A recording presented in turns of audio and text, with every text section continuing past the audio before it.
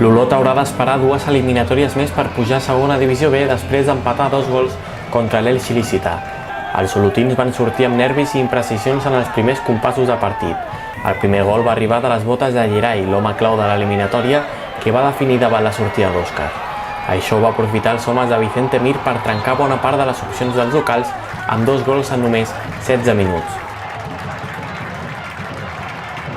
L'Olot va intentar respondre amb una tímida rematada de cap del davanter Uri Santos.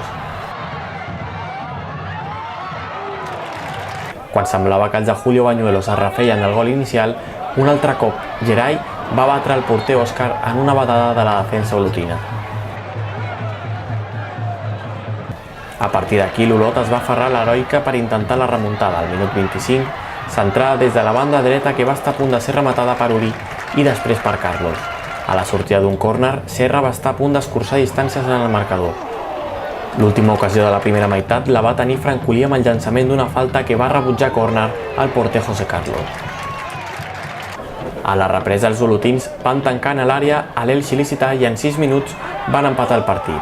Primer amb un gol de Bel que només va d'empènyer la pilota al fons de la xarxa.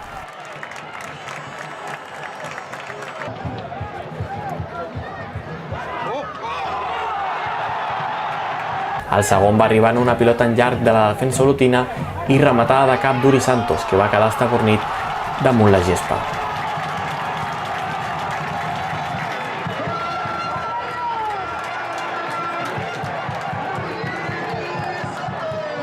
Els 3.184 aficionats començaven a creure en l'èpica i Carlos va estar a punt de capgirar el marcador amb un xut molt ajustat al pal. Amb el pas dels minuts, els olotins van caure a la precipitació i l'Elx il·lícita sortia al contraatac amb molt de perill. Samu va enviar la pilota fora quan es trobava tot sol davant Òscar. I ja en el temps de descompte, Miñano va estavellar la pilota al pal amb un potent xut des de fora de l'àrea.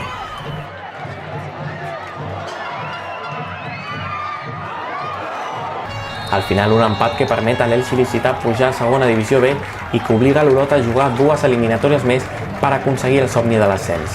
El seu primer rival serà el Mairena, amb l'anada a Sevilla i la tornada el 16 de juny a terres olotines. Después de un ascenso tenemos que estar contentos. Yo creo que hay que valorarlo como una sorpresa o como una alegría y bueno, y creo que hemos dado la cara desde el principio hasta el final y bueno, la verdad que nos ha salido todo fenomenal. Sí que es verdad, sí que ha sido un partido, yo creo que trepidante. Lo que pasa que bueno, nosotros el inicio nos ha penalizado a lo largo del partido ya, y a pesar de que hemos hecho absolutamente todo lo posible y es digno del trabajo que han hecho los chavales, pero no hemos llegado porque concediendo errores, perdonad, que concediendo estos errores a un equipo bueno, pues la verdad es que al final lo hemos pagado. La verdad es que yo tengo que felicitar también al Olot por el trabajo que ha hecho, porque es un gran equipo, porque tiene grandes futbolistas y juega muy bien al fútbol. La verdad es que juega muy bien al fútbol. Sí, eso es, nos tenemos que levantar, es un equipo que siempre se ha levantado de los golpes. Entonces lo que queremos es pensar ya en la semana que viene, en volver a recuperar a todos los jugadores, tanto física como anímicamente, y preparados ya para la siguiente eliminatoria.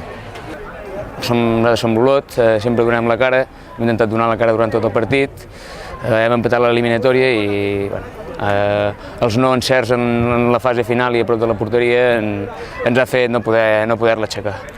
Sí, estàvem molt precipitats, perdíem moltes pilotes, però jo crec que hem jugat amb el cor, hem fet el que hem pogut, la gent ens ha tirat endavant, ens ha fet empatar 2, però des d'aquí demanar disculpes a la gent que ha vingut i esperava l'ascens, que sàpiguen que ho donarem tot la següent eliminatòria i intentarem passar-la.